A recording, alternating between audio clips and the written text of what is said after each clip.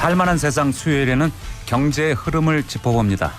오늘은 증시 상황, 증시의 각을 재는 각도기, 신한투자증권 광화문 금융센터 곽상준 부장과 전화 연결하겠습니다. 부장님 안녕하십니까? 네, 그러니까 반갑습니다. 곽상준입니다. 네, 오늘 증시 상황 어떻습니까?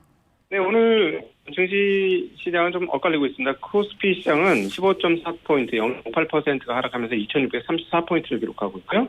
코스닥은 반대로 4.65포인트, 0.54% 상승하면서 870.92포인트를 기록하고 있습니다. 개인들은 매수를 하고 있고요. 외국인들은 매도, 기관도 매수를 확인할 수 있겠습니다. 네, 요즘 비트코인이 아주 핫한데 말이죠. 최근에 비트코인 네. 얼마나 올랐나요? 사상 최고치를 오늘 새벽에 찍었었죠. 그러니까 사상 최고치 그 9,000달러, 그러니까 79,000달러까지 네. 가게 됐고요. 과거 21년도에 찍었던 사상 최고치를 돌파하고 난 다음에 약 한 10% 떨어지면서 마감이 되었습니다. 네, 거의 뭐 1억 원을 곧 돌파할 것 같이 올라갔는데 조금 조정이 됐군요. 네. 근데 이렇게 올라가는 게 뭐 1억 원 넘기까지는 올라갈 것 같습니까? 지금 현재 이제 왜 이렇게 비트코인이 많이 올라갔는가에 대한 고민 한번 할 필요가 있는데요. 네. 이 비트코인이 처음 시작했을 때 그 연원부터 시작할 필요가 있습니다. 이게 바로 그 2008년도 리먼 사태 이후에 나타난 현상인데, 그 리먼 사태를 해결하기 위한 방법으로 어떤 방법을 썼냐면 무제한적인 양적 완화를 했습니다. 그러니까 이게 무슨 말이냐면 기존에는 시중에 유통되는 돈이 미국 기준으로 약 한 8천억 달러 정도 되었습니다. 네. 근데 이제 그 리먼 브러스 사태로 인해서 대규모 부동산 부실이 발생했고, 그쪽에서 자산이 공동화 현상, 일종의 뭐 땅이 꺼지는 싱크홀 같은 일들이 벌어진 거예요. 자산 시장에서. 그렇게 되다 보니까 그거를 메꾸기 위해서 첫 번째 했던 것은 금리 인하였습니다. 금리를 거의 제로 수준까지 내렸는데 그렇게 해도 안 되는 거예요. 왜냐하면 부동산에서 없어진 자산의 규모가 너무 컸기 때문에 금리를 제로로 내린다고 경기가 회복될 기미가 거의 없었습니다. 그다음에 금융위기 가능성은 너무 높아졌고요. 네. 그래서 은행들이 자빠지는 것을 막기 위해서 대규모로 중앙은행인 연준에서 돈을 뿌리기 시작합니다. 그러면서 처음에 뿌렸던 돈은 8천억 달러에서 2조 달러까지 자금을 늘리는 과정을 진행을 했고요. 그다음에 이제 3조, 4조 달러까지도 자금을 늘리게 되었습니다. 그런데 이러한 모습을 본 그 엔지니어들이 이거 정부 돈을 믿고 있다가는 정부 돈 다 인플레이션 돼서 나중에 되면 가치가 하나도 없어지겠다. 이런 흐름들 정말 못 믿겠다. 이러면서 거기에 대항해서 만들어진 게 이제 비트코인인데요. 이 비트코인의 성격은 그렇기 때문에 통화의 총통화가 어떻게 늘어나는지 여부에 따라서 가치가 달라질 수 있는 가능성이 매우 큰 대목이 되겠습니다. 근데 잘 아시다시피 코로나가 발생하고 나서 2020년에 미국의 중앙은행은 또다시 어떤 일을 벌였냐면, 그때 어마무시한 그 실업이 터졌고 그다음에 은행권까지도 위기가 닥칠 것으로 예상이 되자 또다시 추가로 양적 완화를 진행을 합니다. 네. 4조 달러 정도 수준에 있었던 미국의 총자산이 코로나를 걸치면서 8조 달러, 그리고 한 번 더 부스팅이 되면서 9조 달러까지 이르게 됩니다. 그러니까 통화량이 엄청나게 많아졌죠. 지금 통화량을 많이 줄이고 있습니다. 소위 말하는 QT라는 것을 하면서 통화량을 줄이고 있는데, 그래도 여전히 7조 8천억 정도 수준의 연준의 총통화가 있죠. 그러니까 이러다 보니까 본격적으로 곳곳에서 인플레이션이 일어나게 되고, 인플레이션이라는 건 즉 통화 가치가 떨어지는 현상들이 발생을 하게 된 거죠. 네. 그러니까 이런 흐름에 따라서 비트코인 가격이 올라갔고요. 또 하나는 뭐냐면 작년도에는 이제 금리를 올리겠다고 하면서 그 모든 자산 가격들의 위축 현상이 나타났는데, 올해는 이제 더 이상 금리를 올리지 않을 것으로 이제 예상이 되고, 오히려 금리를 떨어뜨릴 것으로 예상이 됨에 따라서 그 위험 자산에 대한 어떤 수요와 심리가 개선이 되었죠. 그러면서 네. 이러한 개선된 심리가 비트코인 쪽으로 넘어가면서 비트코인이 폭등한 것이다라고 볼 수 있겠습니다. 네, 통화 가치 하락, 그리고 자산 이동 흐름의 문제, 이런 것들이 위험 자산에 이제 돈이 몰리게 하는 요인이 됐군요. 네. 그러면은 한국 기준으로 보면 1억 원이 거의 뭐 마의 기준 같이 돼 있는데, 이걸 뭐 뚫고 더 올라갈 수도 있겠네요. 이거는 예를 들어 보통 우리가 어떤 뭐 부동산이라든가 예를 들어서 주식이라든가 이렇게 되면 부동산은 거기서 나오는 월세가 얼마야, 그다음 주식 같은 경우는 배당이 얼마야, 그리고 본질 가치 대비 가격이 얼마야, 뭐 이렇게 본질 가치 분석을 해가지고 가격을 측정할 수 있어요. 가격을 측정해서 비싸다, 싸다를 얘기를 할 수가 있는데 이 비트코인 같은 경우는 그냥 거래가 되는 겁니다. 네. 그러니까 여기서 말하는 거래는 비트코인을 사자 팔자 하는 세력에 의해서 당겨지거나 당김을 받거나 뭐 이렇게밖에 없는 거예요. 그러니까 비트코인의 어떤 본질 가치라는 거는 지금 아무도 모르는 거거든요. 거의 존재하지 않는다고 봐야 될 정도죠. 예, 그렇죠. 네. 예를 들어서 저는 예상하기를 만약에 비트코인이 어떤 통화적 성격을 갖는다. 어떤 이걸 가지고 물건이 거래가 되어지고 마치 화폐처럼 네. 쓰여지기 시작한다 그러면 이런 변동성은 싹 없어질 거라고 봐요. 그러니까 왜냐하면 화폐라는 게 만약에 오늘 일어났다 내일 또 일어났을 때 가격이 바뀌어 있다면 사람들이 그 화폐를 쓸 수가 있겠습니까? 그렇죠. 그러니까 오히려 비트코인이라는 거는 그런 어떤 기능적 기능을 하나도 안 가지고 있으면서 사람들의 심리에 따라서 가격 변동만 있는 거예요. 네. 그래서 이 가격 변동이라는 건 사람들의 마음에 따라서 틀려지는 건데 사람의 마음이라는 거는요. 한순간에 우주에도 갔다가 한순간에 바다 밑 끝까지도 갈 수 있는 게 사람의 마음인 거거든요. 그래서 이거를 가격을 정확하게 예측한다? 그건 굉장히 어렵다라고 볼 수 있겠고, 그나마 이제 그 과거 고점까지 왔기 때문에 2년 전에 이걸 고점에 사서 물린 사람들은 팔고 싶은 마음은 많이 있겠죠. 그래서 오늘 고점에서 한 10% 조정받은 것은 그것 때문이다 이렇게 볼 수 있겠습니다. 가상화폐인 비트코인의 반감기라는 게 있지 않습니까? 네. 4월에 뭐 또 반감기가 있다는데 그동안 3번 반감기가 있었을 때 3번 모두 최고 가격을 경신했다. 네. 150일 후에. 이 반감기가 뭐고 왜 이렇게 되는지 간단하게 짧게 설명 부탁드리겠습니다. 그러니까 아까 그 사람들이 만든 정부가 만든 통화는 사실 끝까지 계속해서 찍어낼 수 있습니다. 네. 인쇄기만 돌면 어디가 끝인지 모르게 계속 찍어낼 수 있습니다. 여기에 반해서 만들어진 비트코인은 채굴할 수 있는 양이 한계가 있는데요. 그 한계가 점차 그 단계별로 조금 줄어들 때가 있습니다. 그게 바로 반감기가 정기적으로 오는 반감기인데요. 이번에 이제 그 이슈로 그 이슈도 있었고 가장 중요한 이슈는 현물 ETF 이슈가 있었고요. 이런 것들이 같이 작동을 하면서 이미 사상 최고치는 찍었죠. 네. 반감기가 이제 본격화됐을 때 한 번 더 오를지 여부는 뭐 그때 가봐야 알 것 같습니다. 네. 미리 예측하기는 어렵군요. 네.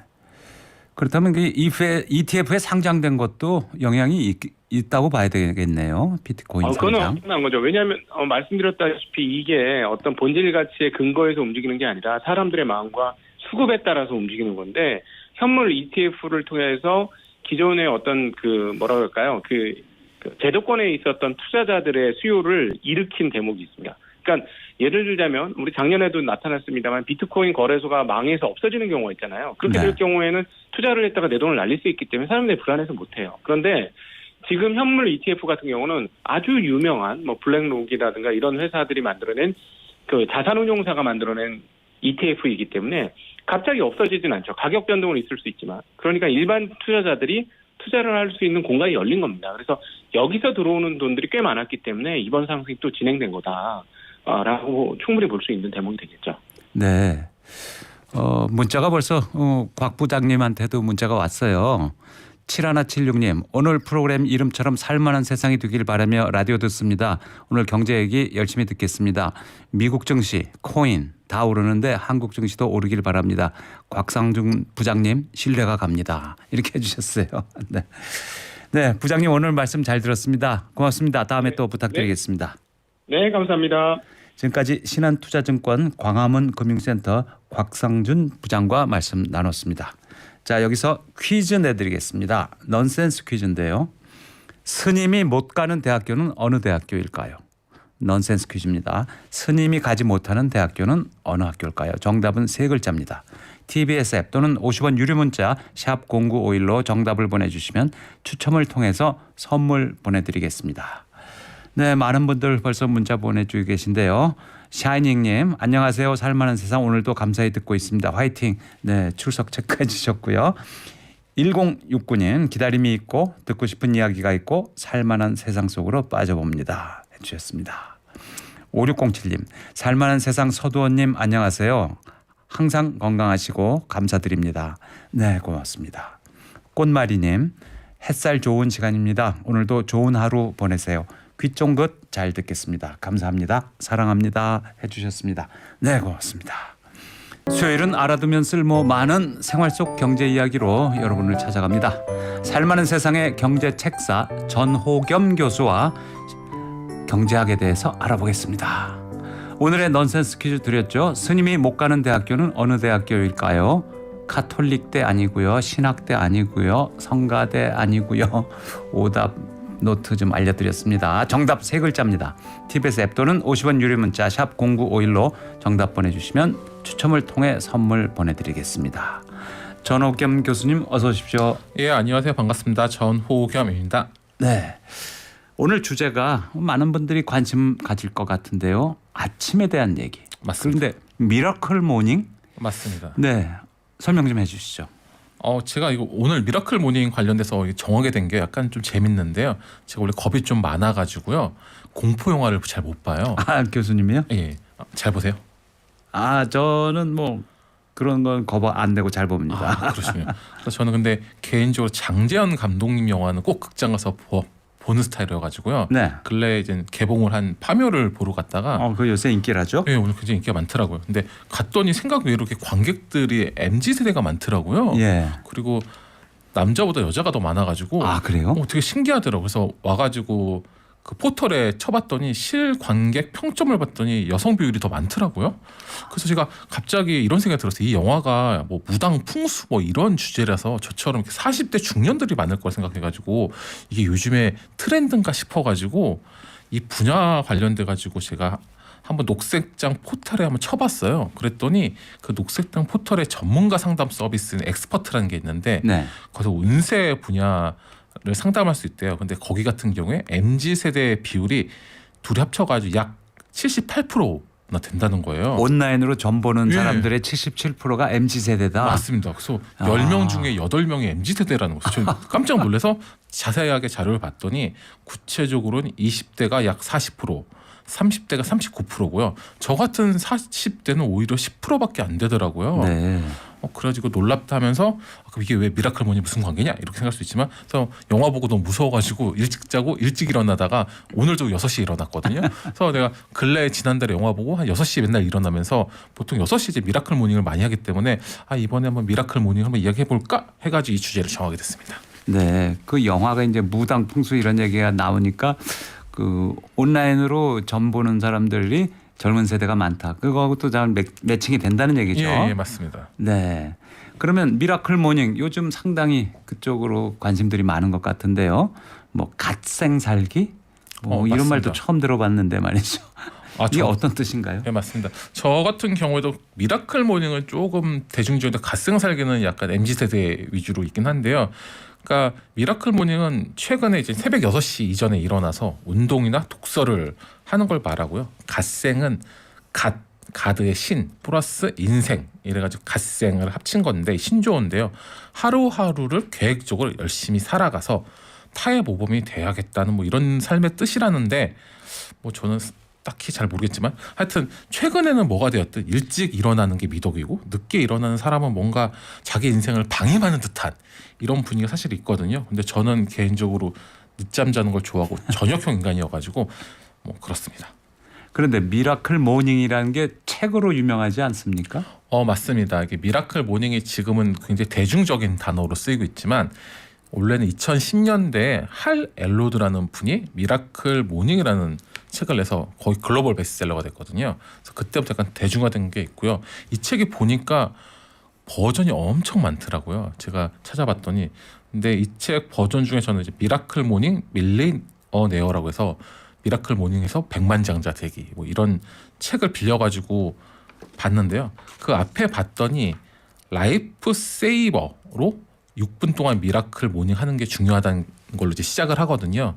근데 이 세이버라는 거는 SAVERS 이 단어를 합친 건데 네. 시작인 S는 사일런스 뭐 이런 식으로 영어 약자를 줄인 거예요. 네.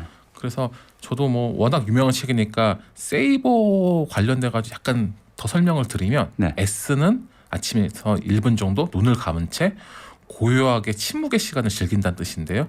그러니까 이 시간 동안은 산만한 생각을 잠재우고 오늘 하루에 집중하는 그 시간이라고 하더라고요.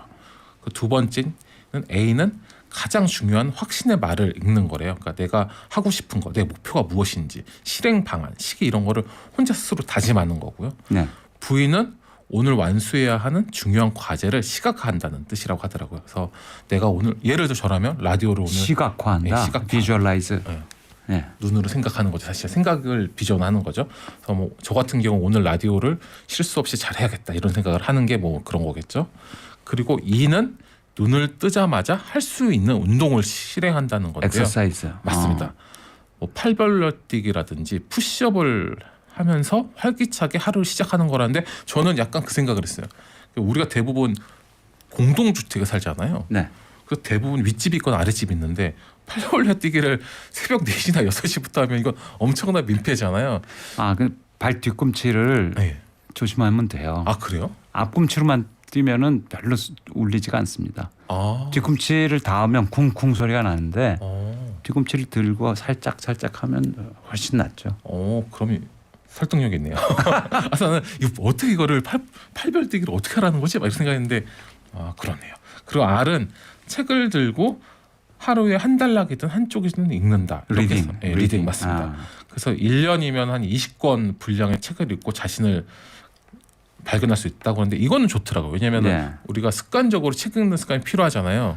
근데 책을 저도 보통 침대 머리맡에? 머리맡에 책 항상 놔두고 잤는데 그러면은 결국엔 책처럼 이렇게 잠을 잘 오게 하는 게 없잖아요. 그래서 처음에 이렇게 책 여러 번 보다가 한 두세 페이지 읽다 보면 잠들거든요. 네. 근데 그러다 보면 어느 순간 한 두세 달 지나면 책 한 권 다 보거든요. 네. 근데 물론 내용은 기억이 안 나요. 왜냐면 끊어서 보기 때문에. 근데 그래도 책을 읽는다는 것은 굉장히 좋은 거기 때문에 굉장히 좋다고 생각하고요.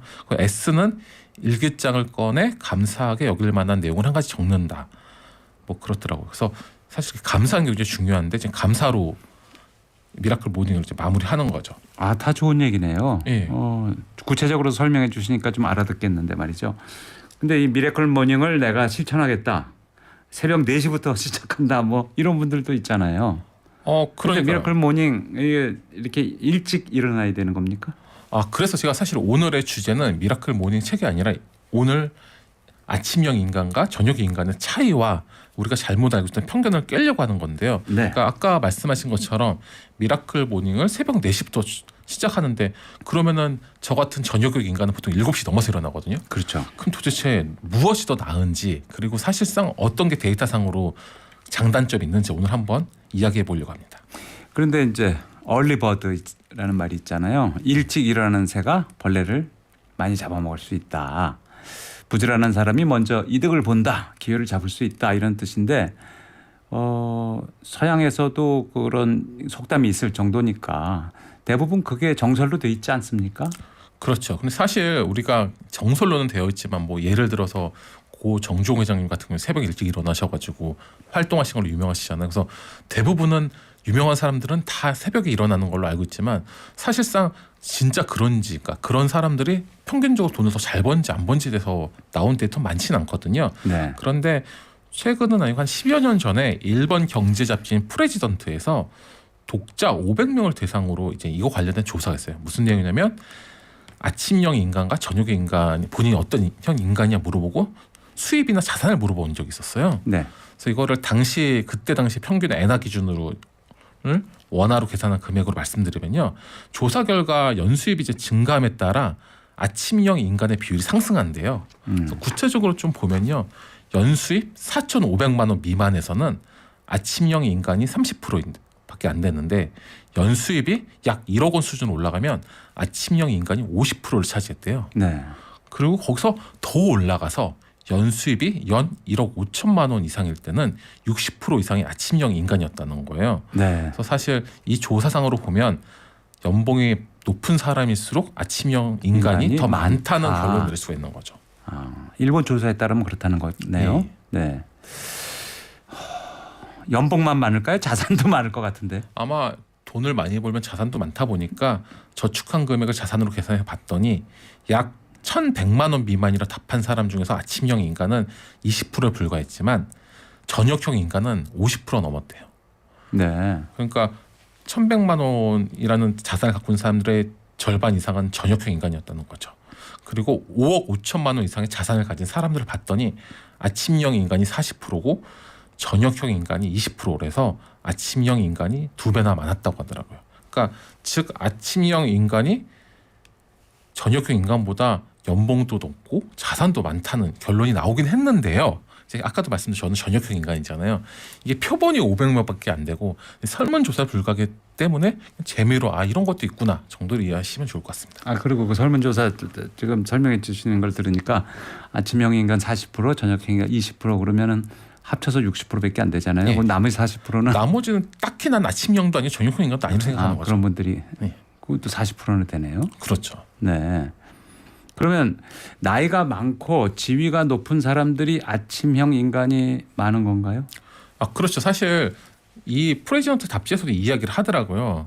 그 대부분의 사람들이 이제 아까 그런 이유로 연령대에 따라서 이런 차이가 있지 않냐고 했지만 사실상 연령대랑 상관없이 전 연령대 고르게 이런 효과가 있었다고 해서 굳이 나이가 많고 뭐 이런 거하고 전혀 상관없다고 주장은 하더라고요. 네. 그 교수님처럼 40대만 이렇게 딱 보고 본 조사 결과는 없습니까? 아까 프레지던트에 있었는데요. 40대로 한정한 결과에는 연수입 1번 NR로 600만 원 미만일 때는 아침형 인간이 30%였고요. 연봉이 뭐 1억 5천만 원 이상 경우에는 아침형 인간이 60%로 2배 더 많았다고 하더라고요. 그래서 40대 역시 일찍 일어나는 사람이 연봉이 높다는 약간 그런 주장의 근거로 쓸 수가 있어서 가슴이 아픕니다. 그렇군요. 네, 오늘 전호겸 교수와 함께 아침형 인간, 저녁형 인간에 대해서 말씀 나누고 있습니다. 문자들 많이 보내주시고 계신데요. 6915님, 오늘도 살만한 세상, 앞으로도요 살만한 세상이기를 해주셨습니다. 네, 맞습니다. 저희가 살만한 세상을 만들기 위해서 계속 노력해 가겠습니다. 함께 해주시고요. 9670님, 정답 보내주셨네요. 네, 살만한 세상 좋네요. 전 교수님 때문에 들었는데 유튜버 채팅 지기님도 좋고요. 파이팅입니다. 자주 올게요 해주셨네요. 감사합니다. 네, 8663님 정답 주셨습니다. 네, 넌센스 퀴즈는 무궁무진하고 흥미롭고 신기합니다. 라고 해주셨습니다. 네, 9281님 9개월 아기 자는 동안에 이유식 만들면서 듣고 있습니다. 살짝 춥지만요. 공기가 좋아서 문 열어놓고 요리하는 것 참 기분이 좋네요 해주셨습니다. 네, 오늘 퀴즈 내드린 것은요. 스님이 못 가는 대학교는 어느 대학교일까요? 하는 문제였습니다. 넌센스 퀴즈고요. 가톨릭대, 신학대, 성가대 아닙니다. 정답 3글자입니다. 스님이 못 가는 대학교. 이렇게 오늘 문제 내드렸습니다. 벌써 오답도 많이 들어오고 정답도 꽤 오고 있습니다. 전 교수님. 예. 네. 그러면 말이죠. 근데 뭐 개그로 이런 말 있잖아요. 일찍 일어나는 새가 피곤하다. 박명수 씨가 얘기했던가요? 네. 새벽 4시, 6시. 6시면 뭐 괜찮지만 너무 일찍 일어나면 그 하루가 피곤할 수도 있잖아요. 맞습니다. 그런데 또 이게 장점도 있다고 하더라고요. 그러니까 미국 노스웨스턴 대학하고 영국 서리 대학에서 공동 연구팀이 38에서 73세 성인 43만 명을 6년 6개월에 걸쳐서 굉장히 길게 추적 조사한 결과에 43만 명을 6년 6개월 동안 굉장히 사실 이게 신뢰성이 높은 거죠. 네. 뭐 숫자도 수십만 명에 거의 7년 가까운 세월을 추적했기 때문에 봤더니 저녁형 인간의 사망률이 아침형에 비해 10%가량 높다고 발표했어요. 가슴 아프죠. 10%면 작은 숫자가 아니네요. 그렇죠. 저녁형 인간은 아침형보다 심리장애 위험은 2배. 세상 심지어 2배씩이나 높고요. 당뇨병 발생률은 30%나 더 높대요. 네. 그리고 이 밖에도 신경장애 환자 같은 경우도 25%, 위장장애 환자는 23%, 호흡기 장애 환자는 22%가 더 많았대요. 네. 그래서 그러면 이게 아침형 인간과 저녁형 인간의 차이가 왜 이렇게 나냐 봤을 때 저녁형 인간은 생체 시계가 직장 생활의 외부 환경에 일치하지 않기 때문에 수면 부족에 시달리기 때문에 이런 거다. 네. 그러니까 이 결론은 아침형 인간이기 때문에 아니면 저녁 인간이기 때문에 이런 게 아니라 수면 부족에 의한 결과라고 연구팀은 보고 있는 거죠. 네. 그리고 수면이라는 게 아무 때나 뭐 잠만 자면 되는 게 아니라 맞습니다. 그 잘 때 이제 거기 적합한 호르몬이 나오는 시간대가 있다고 하잖아요. 그렇죠. 밤 11시에서 12시 사이에는 숙면에 들어 있어야 한다. 그게 의학적으로 좋다. 맞습니다. 이런 얘기 많이 들었거든요. 그래서 우리 보통 그 아이들 키 좀 크기를 바라잖아요, 대부분. 네. 그래서 보통 이제 키 크는 시간도 아까 말씀하신 맞습니다. 시간하고 비슷해서 부모님들이 이제 그 시간 재워야 되는데 보통은 공부를 안 하더라도 그 시간에 뭐 딴 거라기 때문에 애들이 잘 안 자죠. 밤 11시 전에 잘 안 자죠. 그렇죠. 왜냐하면 요즘에 볼 것도 너무 많고 뭐 유튜브도 있고 뭐, 예. 뭐 SNS도 많다 보니까 애들이 좀 그런 경우가 많고 좀 예전에는 뭐 형설지공이라서 뭐 밤에 책 보고 뭐 이런 게 실제 있었는지 모르겠지만 근데 요즘에는 오히려 반대로 뭔가 딴 걸 보다가 그래서 네. 아마도 그 시간에 잠자는 게 중요한 것 같아요. 네. 하지만 지금도 미국이나 유럽에서는 중류층 이상 가정에서는 반드시 뭐 9시에는 강제로 자게 만들잖아요. 애들을 9시 굉장히 일찍 침대에 들라고 하더라고요. 애들을. 그리고 이제 고등학생, 대학생들, 서양 애들 보면 우리 한국의 학생들에 비해서 깜짝 놀랄 정도로 비디오 게임 같은 거 모르는 애들이 많아요. 아 그래요? 네, 비디오 게임 접해보지도 않고 그냥 우리 옛날식으로 8, 90년대처럼 학교 다니고 그냥 애들끼리 이것저것 스포츠하고 놀고 이런 애들이 반 이상이에요. 그러니까 우리 한국 애들이 너무 이 비주얼한 그 게임이라든가 동영상이라든가 이런 게 노출되어 있는 게 이게 꼭 반드시 전 세계적인 건 아니더라고요. 아 그렇군요. 왜냐하면은 저도 아이가 고등학생이긴 한데 보면은 아파트 놀이터에 애들이 없잖아요. 그렇죠. 근데 그게 사실 요즘 학원을 너무 많이 다니기 때문에 네. 친구 사귈 기회도 없고 친구랑 만날 기회도 없잖아요. 그러면 학원을 왔다 갔다 하다 보면 할 수 있는 게 사실 게임이거나 아니면 스마트폰을 가지고 하는 거다 보니까 애들이 너무 자연스럽게 노출되다 보니까 네. 우리나라 좀 그런 경향이 더 심해지는 것 같긴 해요. 네. 4580님 이런 문자 보내주셨습니다. 정답과 함께 보내주셨는데 11시에는 살만한 세상에 정착합니다. 감사합니다. 박일권님 보내주신 의견은요. 연봉이 높을수록 회사 출근을 빨리 해야 하기 때문은 아닐까요? 네, 연봉 높은 사람이 아침형 행간이 많다고 제가 교수님 말씀해 주셨더니 이런 의견을 주셨네요. 근데 그게 사실 요즘 근래 보면은 경기가 안 좋다 보니까 네. 일부 대기업에서는 임원 같은 경우에는 뭐 아침 7시에 출근하라고 뭐 하는 네. 경우도 경우도 있고 뭐 토요일 날 7시에 회의하는 경우도 있고 그렇다는 기사를 꽤 봤거든요, 최근에. 네, 그러니까 맞는 것 같습니다. 그렇죠. 0002님 나이가 들수록 아침잠이 없어지잖아요. 아침에 일어나면 너무 어두울 때는 운동 나가기도 그렇고 눈도 침침해서 책 읽기도 어려워요. 이 시간을 어떻게 잘 보내는 게 좋을까요? 해주셨습니다. 네, 아침에 일어났는데 아직 해가 안 떠서 운동 나가기가 그렇다. 그럼 굉장히 일찍 일어나시는 겁니다. 거의 한 4, 5시. 예, 그렇죠. 요새 해 뜨기 직전에도 환하거든요, 사실은. 그렇죠. 6시만 되면 환하더라고요. 요즘. 네. 해 뜨기 뭐 1시간 전부터 환한데 자, 그러면 저녁형 인간보다는 아침형 인간이 되는 게 낫다. 이렇게 봐야 되겠습니까? 그 43만 명 조사 결과를 기준으로 본다면. 그랬으면 제가 오늘 아예 안 나왔겠죠. 왜냐하면 제가 아까도 말했듯이 전 저녁형 인간이기 때문에 그거 고집하시는군요. 그렇죠. 저는 아침형 인간의 이 완벽한 100% 승리에 대해서는 승복하지 않기 때문에 다른 의견을 역시 가져왔죠. 그러니까 뭐냐면 저녁형 인간에 대한 좋은 연구 결과도 굉장히 많거든요. 그 영국 런던 정경대에 따르면 논문에 따르면 저녁형 인간 관련돼가 조사해봤더니 미국의 청소년 2만 745명 대상으로 수면 패턴과 IQ 연관성을 분석해봤어요. 네. 그 결과 늦게 자고 늦게 일어난 집단의 IQ가 훨씬 더 높게 나왔대요. 그리고 이 연구팀은 어떤 가설이 있었냐면 인류는 진화하기 위해서 낮에는 생활을 하고 밤에는 독창적인 일을 할 수 있도록 진화를 했다. 이렇기 때문에 똑똑한 사람일수록 더 늦게까지 깨어 있도록 발달했다. 그렇기 때문에 지능이 높은 사람이 저녁형 인간이다. 이런 식으로 이야기를 했습니다. 네. 그리고 이와 비슷한 또 연구 결과가 있는데요. 스페인 마드리드 대학에서 심리학과 연구팀이 12세, 16세 청소년 887명을 대상으로 조사한 것도 비슷한데요. 저녁형 인간이 창의력이 높고 기납 추리력과 문제 해결 능력이 우수하다고 발표했어요. 근데 기납 추리 능력은 이제 개별 사실에 대해서 보편적 법칙을 추려내는 법칙으로 이 혁신적 사고라든지 고소득 직업군과 굉장히 연관성이 높다고 하더라고요. 그래서 실제로 우리 뭐 굉장히 크리에이티브한 일을 하시는 분들 같은 경우에는 특히나 저녁형 인간이 많잖아요. 네. 그래서 이것도 하나의 과학적으로 근거가 있다 이렇게 보시면 됩니다. 아, 그러니까 사실 그 지구상의 모든 동식물은 태양에 맞춰서 이제 생리 주기가 돌아가게 원래 설계가 돼 있잖아요. 예. 그래서 낮에 활동하고 밤에 자고, 물론 밤에 이제 몰래 사냥해야 되는 그렇죠. 야간 프레데터들 있죠. 있지만 말이죠. 그런데 독창적인 일을 하면서 지능적인 연구를 하는 인간들은 밤에 일을 많이 하게 된다. 맞습니다. 그럼 저녁형 인간이 지능도 높고 문제 해결 능력도 좋으면 공부도 더 잘하겠네요. 여기가 정말 가슴 아픈 지점인데요.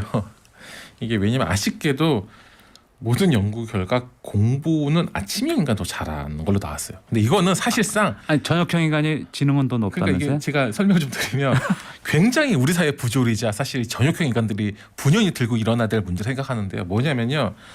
그 학업 성적 관련돼 가지고 그 네덜란드의 레이던 대학에서 연구를 한 결과 저녁형 인간과 아침형 인간은 수면 패턴이 반대이기 때문에 아침형 인간은 초저녁에 깊은 잠을 자고 새벽에 갈수록 얕은 잠을 자면서 자는 패턴이 있고 저녁형 인간은 반대잖아요. 새벽부터 아침까지 깊은 잠을 자거든요. 네. 그러니까 이게 어떻게 되는 거냐면 저녁형 인간은 내가 한참 자야 될 때 학교를 가야 되고 시험을 보는 거죠. 왜냐하면 우리 시험 보는 거 보통 오전에 보잖아요. 그러니까 과학적으로 보면은 이 생략적으로 저녁형 인간은 아침형보다 잠이 오게 하는 호르몬이 아무리 저녁형 인간이라도 시험 볼 시간 아침 9시 10시까지 그게 수면 시간이어야 된다. 그럼 그건 좀 심한 아니죠. 거 아닙니까? 호르몬이 멜라토닌 분비가 평균 3시간 느리대요. 그러니까 3시간 정도 느리게 되어 있고 깬 다음에도 바로 머리가 돌아가는 게 아니잖아요. 그러니까 아침형 인간은 크네요 차이가.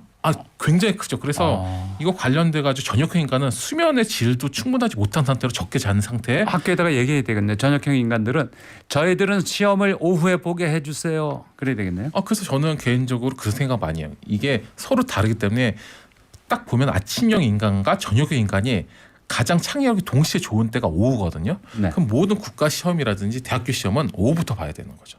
그게 사실상 기울어진 운동장이 아닌 거죠. 네.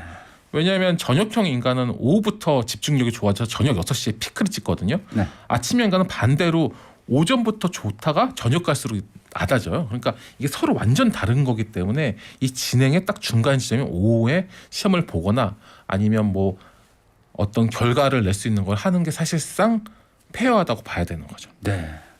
코티졸, 코티졸 이게 분비 이런 아주 호르몬 관련도 설명을 해주셨는데 말이죠. 커피 마셔서 각성되고 이런 걸로 그런 걸 조절할 수 없나요? 그런 것도 있죠. 그래서 예를 들어 가지고 저는 이제 저녁형 인간이다 보니까 밤이 될수록 정신이 맑아지거든요. 근데 이런 오전에 아침 방송이라도 오전 방송 올 때면 항상 이렇게 커피를 들고 오는데요. 근데 이 커피 같은 경우에는 그렇다고 하더라고요. 그 연구 결과가 보면 아침에 잠이 깨면 체내에서 이제 신체 에너지를 만들어내는 항스트레스 호르몬이 코르티솔이라는 게 나온대요. 네. 근데 이거는 아침에 일어나서 상승하다가 1시간 정도 지나면 이제 천천히 적게 나오는데요. 근데 저 같은 저녁형 인간이 아침에 눈 떠가지고 정신이 혼미하다고 해서 커피를 먹으면 이 호르몬이 안 나오기 시작하면 나중에는 이 능력이 나오는 게 조금씩 적어지거나 질이 안 좋아진대요. 그래서 커피는 아침에 커피로 이제 외부 자극으로 그쵸. 그 각성을 시켜주니까 코티솔이 나 안 나와도 되는구나. 그러면 나 나올 때 아니구나 이러면서 나 일 안 해도 되네. 맞습니다. 얘가 안 나와 버리는군요. 예, 그래가지고 이거 같은 경우에는 최소 1시간 한 2-3시간 있다가 커피를 먹는 게 좋기 때문에 저 같은 이제 저녁형 인간들은 일어나고 좀 커피를 참는 게 좋고 아침형 인간도 사실 마찬가지죠. 그거 네. 보면은 그런데 이거와 별개로 우리 오후에 커피 마시기 좋은 시간도 따로 있대요. 그래서 이 점심 식사 이후에 네. 몸이 나른해지는 오후 2시에서 4시가 코르티솔 수치가 가장 낮대요. 네. 그래서 이때 커피를 마시면 각성 효과도 좋다고 하더라고요. 예. 그리고 예를 들어가지고 물론 뭐 커피 관련해서 이슈는 많지만 그 커피를 먹으면 잠이 잘 안 오는 경우가 많잖아요. 네. 그래서 잠자기 6시간에서 8시간 전에는 커피를 안 마시거나 디카페인 커피를 먹는 게 좋다라는 이야기도 꽤 많고요. 네. 자, 그런데요. 그 전 교수님이 아까 이런 얘기 잠깐 해주셨잖아요. 새벽 3시 때 잠을 자기 시작하는 사람이 있고 그때 아예 일어나는 사람이 있다. 아주 유명한 사람 중에. 맞습니다. 그래서 제가 그 비교를 잠깐 얘기하셨는데 누구 얘기죠? 제가 사실 아까 말씀드린 것처럼 대부분의 유명한 사람들은 뭐 저는 약간 정주홍 회장님 그 자서전을 자주 보는 스타일인데 거기 보면 항상 새벽에 일어나셨더라고요. 근데 보통은 이 미라클 모닝 책에도 새벽에 일어나는 사람들 다 백만장자로 나와 있는데요. 굉장히 재밌는 예시로 똑같이 어떤 사람은 새벽 3시에 자고 어떤 사람 새벽 3시에 일어나는데 똑같이 아주 세계적인 사람이 있어요. 누구냐면요. 앨런 머스크라고 지금 전 세계에서 가장 부자잖아요. 테슬라의 오너이자 일론 머스크. 앨런 머스크는 보통 새벽 3시 넘어서 새벽 3시 반 정도 잔대요. 저녁형 인간. 저녁형 인간, 이건 새벽형 인간이라고 말해야 되는지 네. 좀 애매하긴 한데, 근데 반대로 지금 현재 시총 2위로 주저앉긴 했지만 애플의 CEO인 팀 쿡은 새벽 3시 반에 일어난대요. 네. 그러니까 본인 새벽 3시 반에 일어나서 운동하고 4시 반 정도 이제 출근하나 봐요. 일론 머스크 자는 시간에 애플 CEO 팀 쿡은 그때 일어나는 거죠. 그러니까 사람들이 정반대네. 정반대지만 둘 다 한 명은 전 세계에서 가장 부자고 한 사람 세계 최고의 기업의 CEO 그러니까 이거를 단순하게 일찍 일어나고 늦게 일어나고 이래서 뭐 부자가 되고 안 되고라고 비교하기는 어려운 것 같아요. 네, 그 스타일의 차이다. 우열의 차이는 아니다. 이렇게 맞습니다. 봐야 될까요? 그렇죠. 사실 이제 아침형 인간과 저녁형 인간의 유형을 결정짓는 게 가장 큰 요인은 유전이라고 그러거든요. 그리고 이 둘 간의 업무 성과도 사실상 큰 차이가 없다고 해요. 그래서 다만 이제 훌륭한 성과를 냈는데 아침형 인간, 뭐 저녁형 인간, 몇 시에 자고, 물론 아까 말한 것처럼 뭐 호르몬 분비나 뭐 키 같은 경우는 예외이긴 하겠지만 성과 관련해 가지고 그런 건 없고요. 다만 이제 7시간에서 8시간 정도 충분한 수면을 더 취하는 게 중요하다는 게 중론이고요. 네. 그리고 창의적인 일을 하기 위해서는 이제 충분한 수면이 굉장히 중요하거든요. 그렇기 때문에 아침형은 오전에 성과가 좋고 저녁형은 오후 늦게부터 저녁이 좋기 때문에 이거 관련돼서 이 사람들이 이 시간대 가장 성과를 낼 수 있도록 어떤 사회적인 체계라든지 아니면 회사라든지 이런, 근데 사실상 어렵긴 하지만 너무 지금 획일화돼 있잖아요. 그래서 이거를 좀 다른 체계로 만들 필요도 있는 것 같아요. 그런데 말이죠. 지금 사회 대부분의 조직이 움직이는 게 학교도 그렇고 그렇죠. 직장도 그렇고 뭐 아침 9시에는 늦어도 출근을 해야 되고 이렇게 오전부터 세상이 돌아가게 돼 있잖아요. 그렇죠. 거기에 맞추려면은 아침형 인간이 낫겠죠.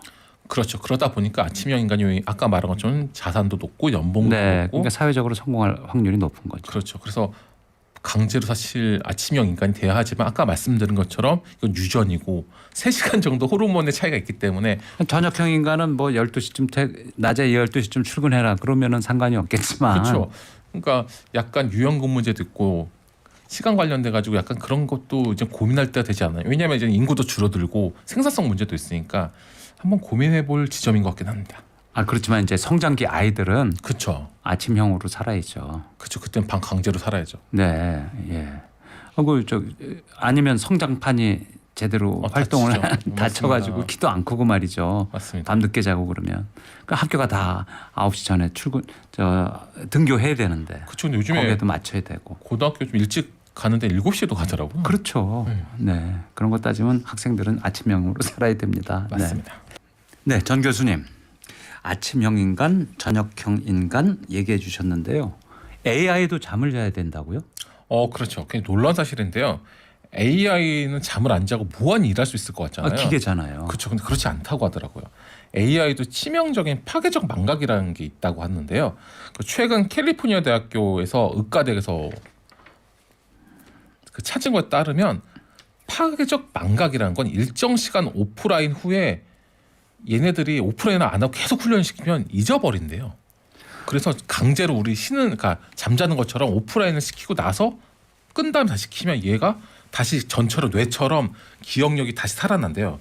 그래서 이거 관련 전원을 끊고 조금 쉬게 해줘야 된다. 그렇습니다. 잠자는 것처럼. 그러니까 네. 우리가 봤을 때 이게 무한대로 놔두면 기계니까 상관없을 것 같지만 네. AI 같은 경우는 인간 뉴런을 닮아가지고 뇌랑 비슷해가지고 잠자는 동안 깨어있는 상태에서 이제 배우는 지식은 자발적으로 기억력이 더욱 향상하게 돼 있대요. 네. 그래서 이거 관련돼 가지고 AI도 인간 뇌처럼 중간 잠을 자야 된다라는 이런 이야기도 있더라고요. 사람도 잘 때 기억이 완성이 된다고 그러잖아요. 예. 아무리 열심히 공부해도 공부한 다음에 잠을 자야 그게 머릿속에 들어온다는. 맞습니다. 시험 볼 때 꼭 잠 잘 자라는 거 하잖아요. 예, 시험 그리고 기간 중에. 원래 자기 전에 공부한 게 더 많이 남는다고 그런 네. 얘기 들었거든요. 잠 안 자고 공부하면 그거는 뭐 별로 도움이 안 된다. 그쵸. 그런 얘기 근데 많이 하잖아요. 컴퓨터 특히 AI도 비슷한 이런 효과가 있었다고 하더라고요. 예. 네, 그러면 마무리로 한 말씀 해주신다면 교수님. 그러니까 사실상 그 미라클 저자인 할 엘로드도 말했지만 미라클 모닝의 핵심은 기상 시각이 아니라 자기만의 좋은 루틴을 가지는 거라고 했거든요. 네. 그래서 충분한 수면과 자기만의 좋은 루틴이 제일 중요한 것 같습니다. 네, 잘 알겠습니다. 고맙습니다. 교수님 오늘 잘 들었습니다. 예, 감사합니다. 오늘 퀴즈 스님이 못 가는 대학교는 어느 대학교일까요? 정답은 중앙대였습니다. 안 돼. 죄송합니다. 중앙대. 당첨되신 분은 두 분. 9992님, 0436님 축하드립니다. 네, 두 분께 선물 보내드리도록 하겠습니다.